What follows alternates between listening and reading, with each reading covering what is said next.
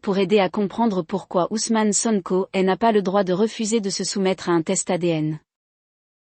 Les preuves ADN d'un crime comme une agression sexuelle peuvent être recueillies sur la scène du crime, mais elles peuvent également être recueillies sur votre corps, vos vêtements et d'autres effets personnels.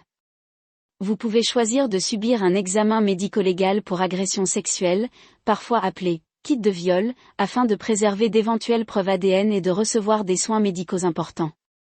Vous n'êtes pas obligé de signaler le crime pour passer un examen, mais le processus vous donne la possibilité de stocker en toute sécurité des preuves si vous décidez de le signaler ultérieurement. Se préparer à un examen médico-légal pour agression sexuelle. Si vous le pouvez, essayez d'éviter les activités qui pourraient potentiellement endommager les preuves telles que baignade, douche, utiliser les toilettes, changer de vêtements, peigner les cheveux, nettoyer la zone. Il est naturel de vouloir passer par ces mouvements après une expérience traumatisante. Si vous avez effectué l'une de ces activités, vous pouvez toujours faire effectuer un examen. Vous voudrez peut-être apporter des vêtements de rechange avec vous à l'hôpital ou à l'établissement de santé où vous allez passer l'examen.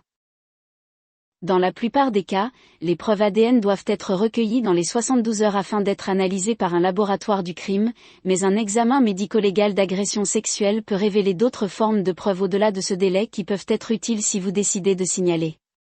Placez vos effets personnels, y compris les vêtements que vous portiez, dans un sac en papier pour conserver en toute sécurité les preuves. Que se passe-t-il lors d'un examen médico-légal pour agression sexuelle ? Les étapes ci-dessous décrivent le processus général de l'examen. N'oubliez pas que vous pouvez arrêter, mettre en pause ou sauter une étape à tout moment pendant l'examen. C'est entièrement votre choix.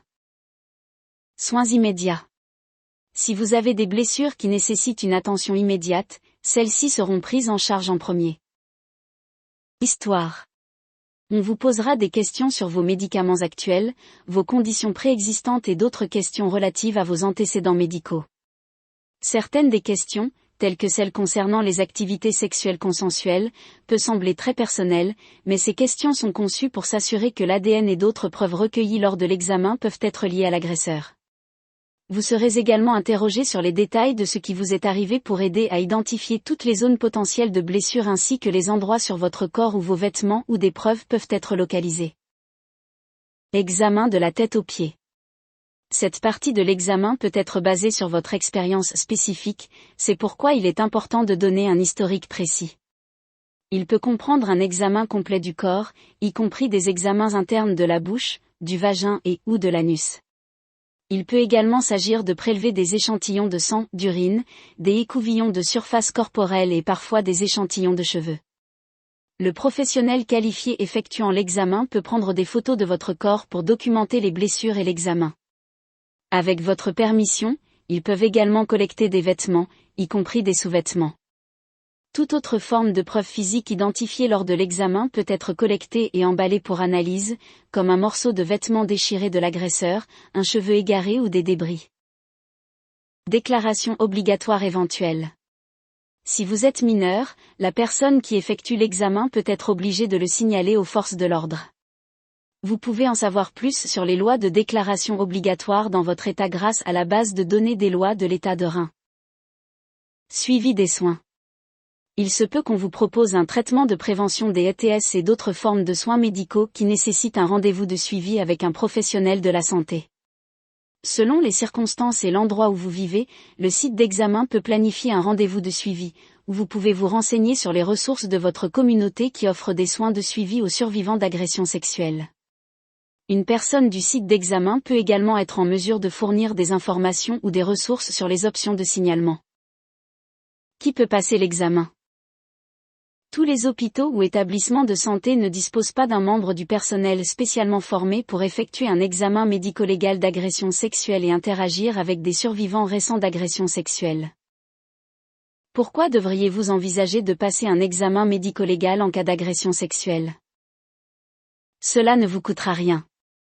Vous ne devriez pas être facturé pour l'examen. La loi sur la violence à l'égard des femmes oblige les États à fournir gratuitement des examens médico-légaux pour les agressions sexuelles s'ils souhaitent rester éligibles à un financement essentiel contre la criminalité.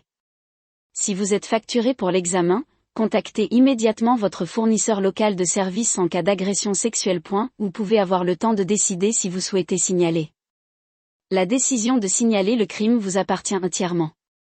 Cela peut prendre un certain temps pour décider quoi faire.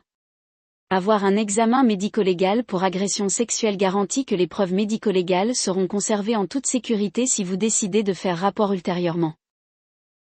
Cela augmente la probabilité de poursuite. L'importance des preuves ADN dans les affaires d'agression sexuelle ne peut être surestimée. Non seulement les preuves ADN ont du poids devant les tribunaux, mais elles peuvent empêcher de futures agressions sexuelles de se produire. Même si l'auteur n'est pas poursuivi, son ADN peut être ajouté à la base de données nationale, ce qui facilite la connexion de l'auteur à un crime futur. Votre santé compte. Les agressions sexuelles peuvent affecter votre santé physique. Vous pouvez avoir des blessures et des traumatismes liés aux agressions qui ne sont pas immédiatement visibles. Au cours d'un examen, vous pourrez peut-être accéder à un traitement pour ces blessures, recevoir un traitement préventif contre les IST et obtenir une contraception d'urgence pour éviter une grossesse. Combien de temps les preuves seront-elles conservées ? La durée de conservation d'un kit de preuves varie selon l'État et la juridiction. Un SAN, un avocat ou un agent des forces de l'ordre doit vous faire savoir combien de temps les preuves seront conservées et les règles de l'État pour l'élimination du kit. Il est important de noter que la durée pendant laquelle le kit est stocké ne correspond pas nécessairement à la durée pendant laquelle une action en justice peut être intentée contre un auteur, également connu sous le nom de délai de prescription. Si vous avez des questions sur le calendrier, les délais de prescription ou toute autre préoccupation, contactez votre fournisseur local de services d'agression sexuelle. Un grand merci à Rhin.org pour ces éclaircissements.